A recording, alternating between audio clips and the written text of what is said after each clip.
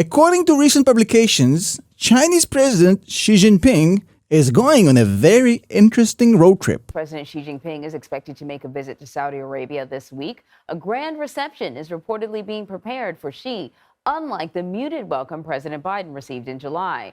A number of economic agreements could come from that visit. And although China's foreign ministry neither confirmed nor denied the reports, I think it's safe to assume that where there's smoke, there's fire. So, does this mean China is taking over the world? Will China replace the US dollar as the world's reserve currency? Will we see the petro yuan soon? And will China become the global superpower, which will dethrone the US? Really? Well, let's find out.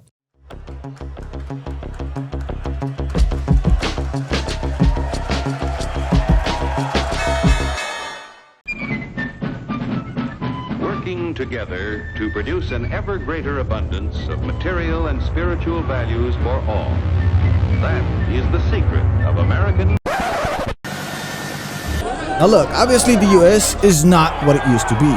Policy mistakes over the last few decades basically caused the US to absolutely decline and caused a lot of players to look at the top spot with interest, China being one of them. Obviously, China is one of these countries, but it would love to dethrone the US, but there's always a problem here because there's a huge difference between a desire and capability.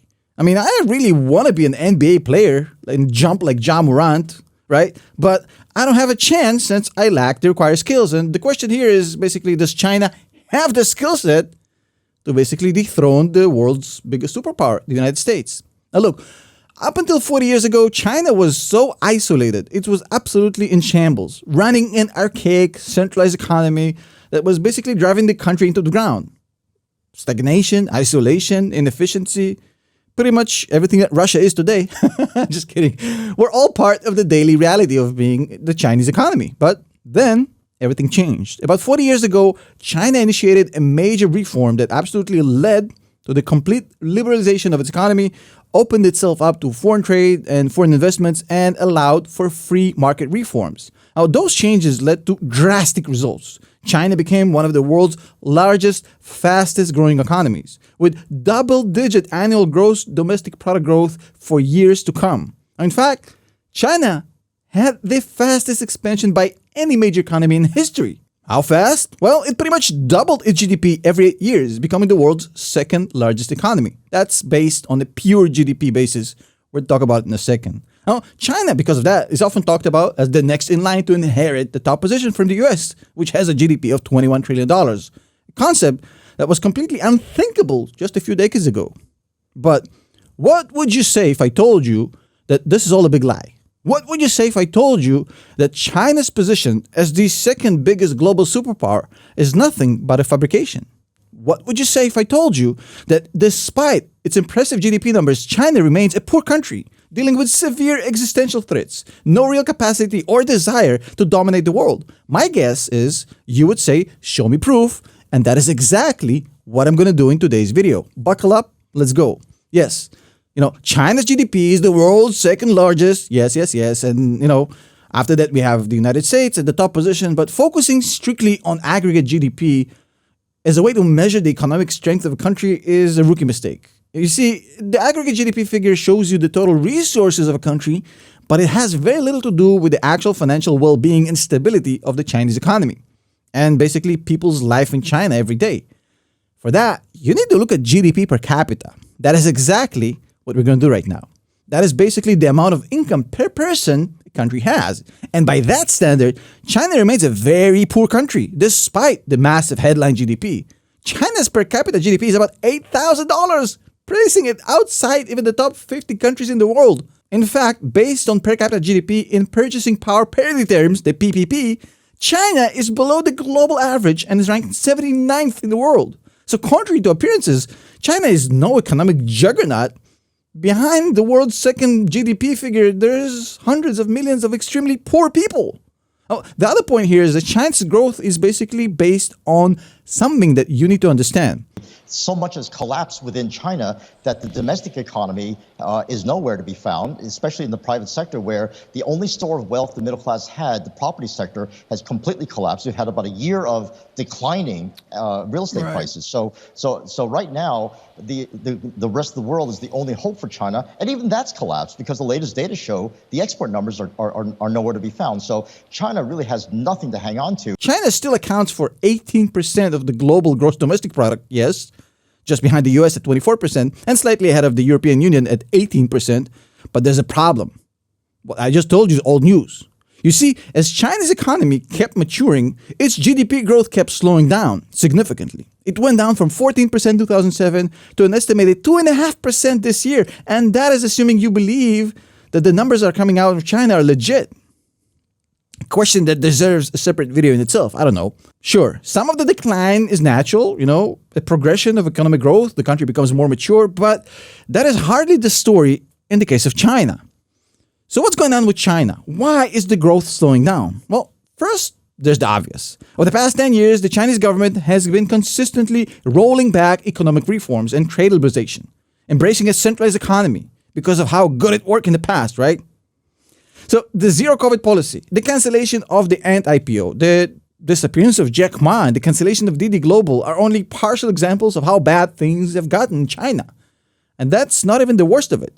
Even if President Xi didn't drink his own Kool-Aid here and left the economy alone, things are going to implode anyways. You see, it took a few years, but we now know about the cheat code that China used to get its massive growth. And it ain't good. Years of boosting growth through debt finance infrastructure and real estate investments are now blowing up in China's face. Now, when you run an entire country like a large Ponzi scheme, borrowing more and more money to spend more and more, that is hardly sustainable. It also doesn't add up. Look, when you're hiding from external auditors, I'm talking about China's refusal to allow companies listed in the US to be audited by the PCAOB, that's putting a massive delisting sword over the same companies and scares away foreign investments for the long run. What are you really doing here? It seems that the Chinese economy is slowly drifting into isolation while trying to keep the country from erupting. But unfortunately, that is not going so well. Just based on the above, I think crowning China as the best thing since sliced bread and the next superpower is a bit premature. But wait, there's more. Now, remember the Evergrande crisis from a few months ago? Well, if you remember, Evergrande, one of China's largest real estate developers, defaulted on hundreds of millions of foreign debt. And now, it seems that Evergrande was just a symptom of a much bigger problem. You see, for years, the demand in the Chinese real estate market was going through the roof and prices kept rising. People bought real estate simply based on the idea they can resell it later at a profit.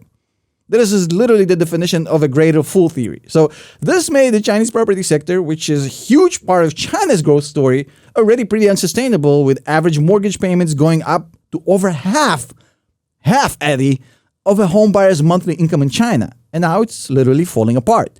China's top 100 real estate developers just reported 40% drop in home sales in July. That's compared to the same period just a year ago. The problem is that these Chinese real estate developers all suffer from the same problem.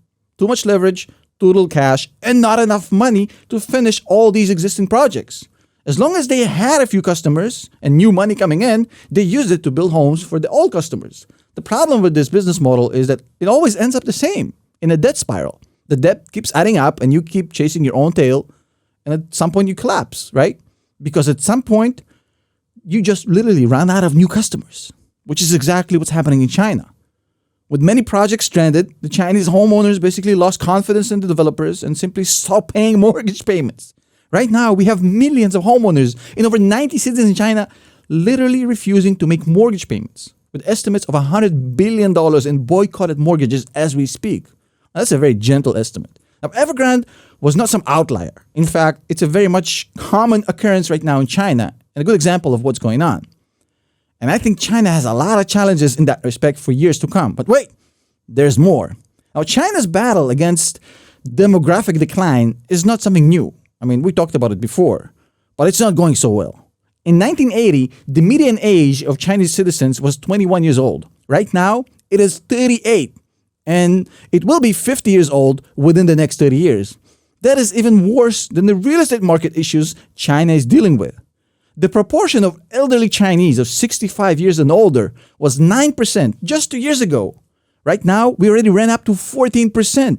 At this pace, by 2050, 30% of the entire Chinese population will be 65 and older. Now, even right now, only 900 million out of the 1.5 billion Chinese are actually within the working age of 16 to 59. That means that 40% of Chinese are not even working right now. And that is about to get worse. I mean, don't get me wrong, the US suffers from a very similar issue, but unlike China, the US can literally open up the gate. New working people will come in from all around the world, but China doesn't have that privilege. The aging population increases healthcare expenses, pension costs, while at the same time reducing productivity, tax revenue, savings, and investments, and basically, it's a huge negative drain on China's economic growth. And it will be substantial and will get actually worse every year this continues, especially on top of a beaten down real estate market and a risk of delisting in the US. So how? Explain to me, how can China claim to be a contender for the world's top superpower? How?